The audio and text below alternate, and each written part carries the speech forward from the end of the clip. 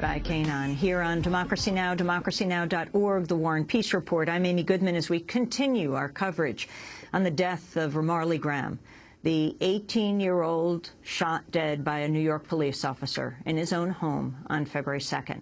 Yesterday, Democracy Now!'s Juan Gonzalez and I sat down with Ramarley's mother, Constance Malcolm, also the lawyer for the Graham family, Royce Russell, and Carlton Berkeley, known as Chucky, as a close friend of the Graham family, a former New York police detective on the force for 20 years. I began by asking Constance Malcolm what happened to her son on the day he was shot dead. I wasn't there. I was on my way from work, and I got a phone call, and the person said to me, "Am I home?" And I said, "No, I'm on my way from work."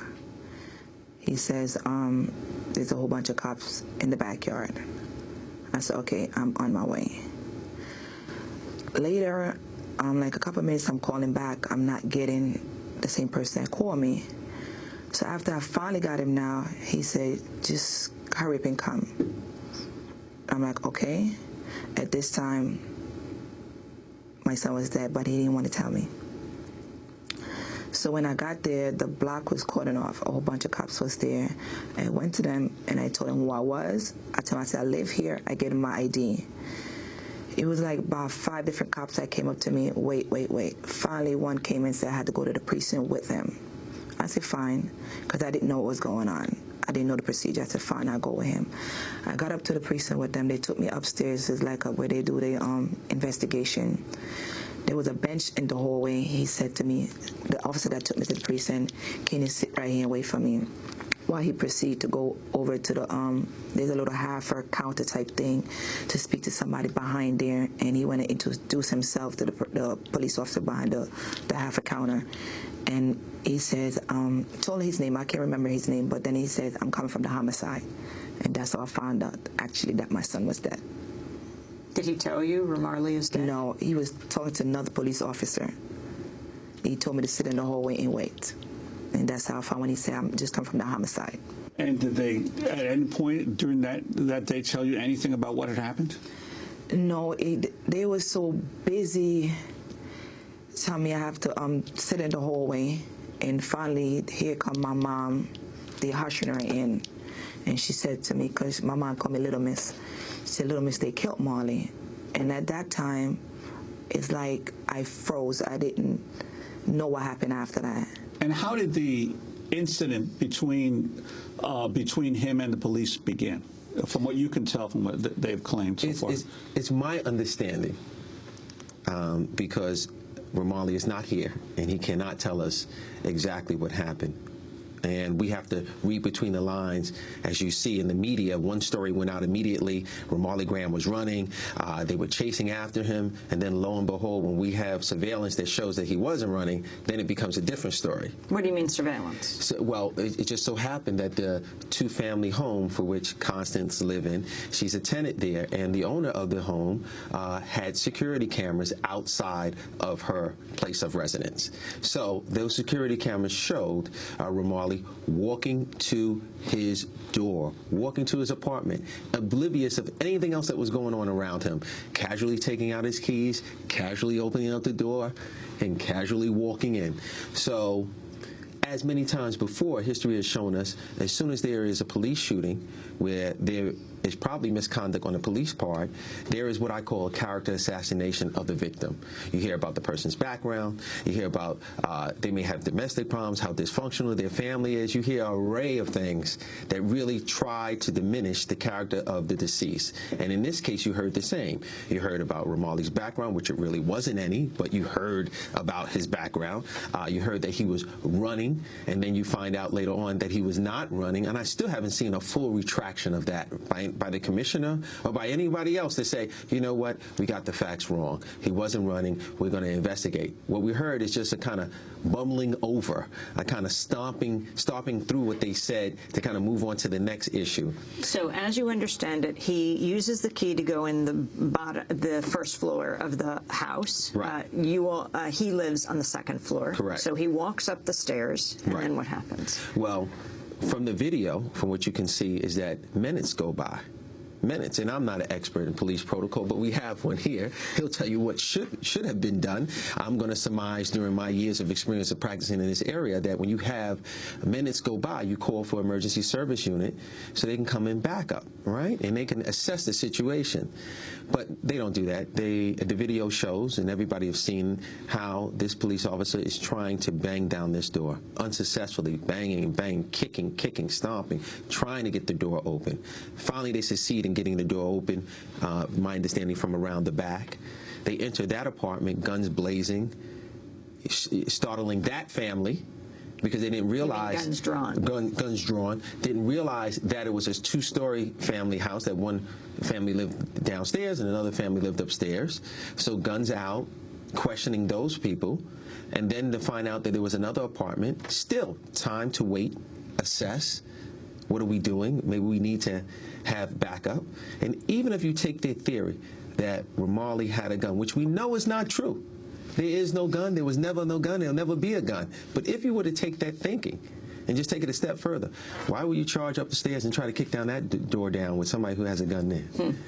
So, And this is, just to be clear, kicking down a door with no indication that there is any crime in progress or anything of that nature. We're talking basically without a warrant, just kicking down the door. It's a violation, clearly. Clearly a violation. and then they go upstairs, and what happens? And they go upstairs and they kick that door down. And that's where the grandma was, where where your 6-year-old son was, as well as Ramarley, who's 18. Right. And then to Ramarley's demise, he's shot fatally one time in the body. In the bathroom. That's right. Carlton Berkeley, how did you come on to the scene, and then what did you see? As I came in to the house, I interviewed witnesses myself and ascertained the same thing that Royce was saying. But the first door that, and I believe it was a sergeant, the first door that Ramarley had entered to enter the residence, a sergeant came running and tried to kick that door in. That's the first door. Officer Hayes had went around the back, and he was checking out the back, and for about minutes went by, about a good 6-7 minutes. Now, being an experienced detective, you would know that right then and there. You're not going to go inside because you can't go inside. There was no hot pursuit. Hot pursuit stops when the door is closed. If the door was open, you can pursue. The law says that, and that's what they taught us in the academy.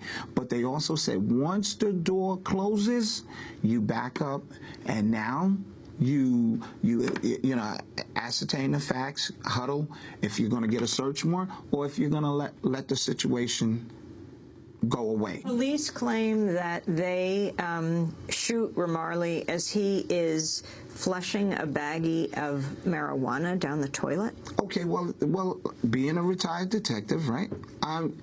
Who's to say that that's what Ramarley was doing? I believe there wasn't any marijuana. You know, you got to remember, this is a narcotics unit. It's called SNU, Street Narcotics Enforcement Unit. Sometimes as a narcotics officer, sometimes we would have narcotics on us, which we take off of suspects. Who's to say that somebody didn't have a bag of weed and threw that down to try to justify them breaking in, or again, right, to victimize the victim again with this is what he was doing. And even by the police version, as I understand it, Hayes, after shooting Ramarley Graham, then yells gun. That he yells after the fact, after he shot him. Well, from what I heard, some people said that he didn't hear gun. They never heard gun, but police are told that when you mess something up, you got to cover it up. So now when you have some time to think about it, you're going to put your story together which coincides with what you was taught in the academy. And it's always, yes, that's the first thing I said, was police. You know, put your hands up. You know, from what we understand, Hayes says, show me your hands. In the academy, you're not taught to show me your hands. In the academy, you're taught to put your hands up.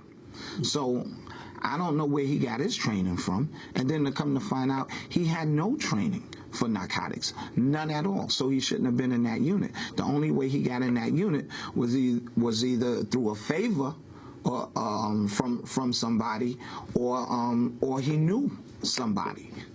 So, Constance Graham, Officer Haste was charged with first and second degree manslaughter. What is your reaction? I feel he should have been charged with murder, because that's how I see fit for him. Because manslaughter, I just think it was murder. Plain simple. You can't just kick somebody's door in and go in and murder somebody and get a charge for manslaughter. It was so much other charges they could have charged him with, but they decided not to. Chuck Berkeley, you've arrested a lot of people over your 20-year history as a New York narcotics detective. There were a number of police officers involved with this. What happens when you would go after a group of people?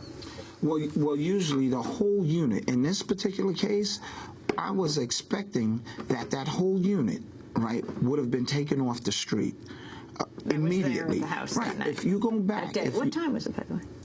It was in the evening, like I think 3:30, around that time. But usually, you have a whole module. When something goes wrong with that module, from the highest ranking officer to the officers, everyone is taken off the street immediately. In this case, that didn't happen. People were still allowed to go on, right, with their routine activities. So that kind of surprised me, because we all know that being in the police department for over 20 years, being a member of the 100 Blacks in Law Enforcement Who Care, the National Latino Officers, we all said at times that if we had a black unit or a Hispanic unit that would have did something like this in a different neighborhood, you can rest assured all of us would have been taken off the street right away. This didn't happen. Let me just say something else. The statute, right, of burglary, right, is you having the intent to break in someone's house, right?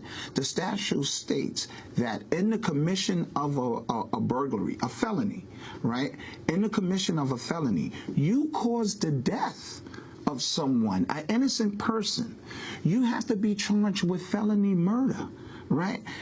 Have you ever heard of anyone killing a cop and getting charged with manslaughter? You know, so are we saying that cops are treated much differently from the average citizen? Something is wrong with that. You've coined a new term. You were just talking about if someone is a cop killer, what would happen to them? Well, we need to treat cops that kill people unjustifiably the same as cop killers.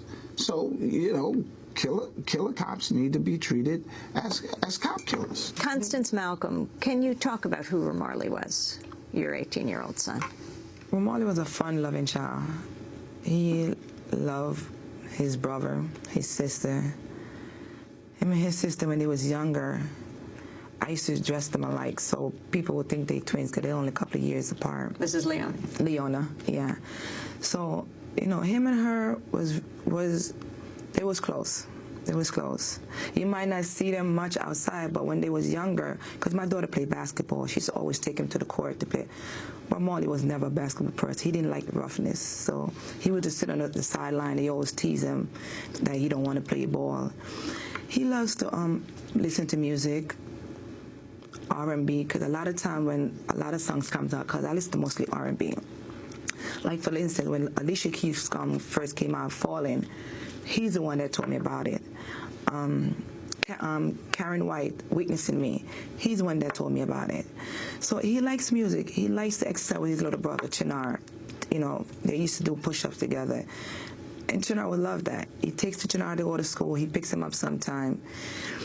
You know, Marley is a loving person. He will help anybody. He will have his last and give it to anybody. That's just who he was, and that's how I grow all my kids, to respect people and to, you know, respect people in the way you want to be respected. He's just a loving kid.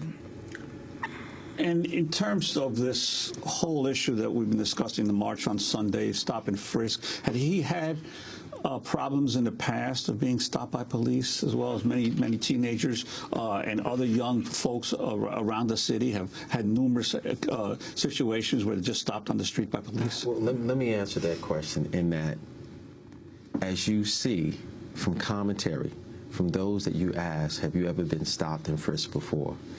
It's probably highly unusual that you can grow up in New York City, African American or Latino, and walk the face of this earth to and from school in Bronx County, Kings County, Queens, Manhattan, and not be a subject of a stop and frisk, which we all know. That doesn't mean you were doing something wrong, but be subject to a stop and frisk. I wish Romarley was here to maybe tell us the stories of when he was stop and frisk, if he was stop and frisk, because we know oftentimes that many kids don't even reveal that to their parents. It's become such a norm that they don't even come home and say, hey, Ma, you know what, today a police officer pulled me over and went through my bag. It is a norm. And part of what I do, not only practicing law in this area, is do seminars to tell kids, it is not the norm. Don't think that this is the way life is supposed to be, that you walk out your house, you walk down the block, and somebody's supposed to say, hey, let me see your ID. You haven't done anything. Or walk down the corridor of your school. Or walk down the corridor of your school, wherever it may be. So we answered that question in that it's a high probability. It happens to me. Was he stopped earlier that day? No, he was not. And so what are you calling for now? Are you calling for other officers, the sergeant who was on the scene, for others to be charged as well? And also, just one quick comment. You talked about other high-profile cases. Between the time that Romarley was killed and Officer Haste was indicted, the Trayvon Martin case happened. Right. And I think that shed a national light on what I call the errors of law enforcement. And I've said this before. In the Trayvon Martin case, you had someone who idolized law enforcement or who maybe wanted to be a law enforcement officer. And when you make the analogy that children learn from their parents, right? They learn from people of authority. They learn what to do and what not to do, how to sit properly at the table, how to conduct themselves when they're out at dinner. Use your library voice. Don't use your loud voice when you're out at the restaurant. When you look at cases like Romarley Graham, Sean Bell, Baez, Amadou Diallo, when someone who idolizes to be law enforcement and they see how law enforcement treats people of color, how could you not have a case like Trayvon Martin? It seems like it's so within the norm, right? Someone that's going to brutalize someone of color because they think they're in a position of authority and a position of law enforcement. So I think that tragedy brought light to a situation nationally, because what brought light to Trayvon Martin is that we dealt with citizens. See, had it been police officers, I don't think it would have gotten the sensationalization that it did. See, it dealt with citizens. But a citizen who wanted to be part of law enforcement, so you see how it groups and it comes together when you look at Romarley Graham. How is Shannar, Constance, your little boy? Shannar is not doing so good. He thinks all cops are bad, so I have to sit there every day and try to tell him, not all cops are bad. You are bad when you see bad things going on and then you don't try to correct it. A lot of parents, African American, Latino parents, have to warn their kids about going outside. Unfortunately. Your child was killed inside in his own apartment. What message do you have today? It seems like we're not safe anywhere. If you're not safe in your own home, where are you safe?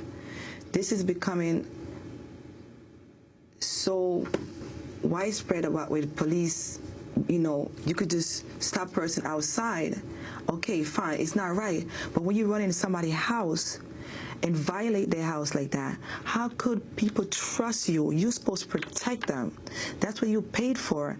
And for you to do this, it's hard. And the community is very upset right now. I don't know how can they fix that. Constance Malcolm, the mother of Romarley Graham.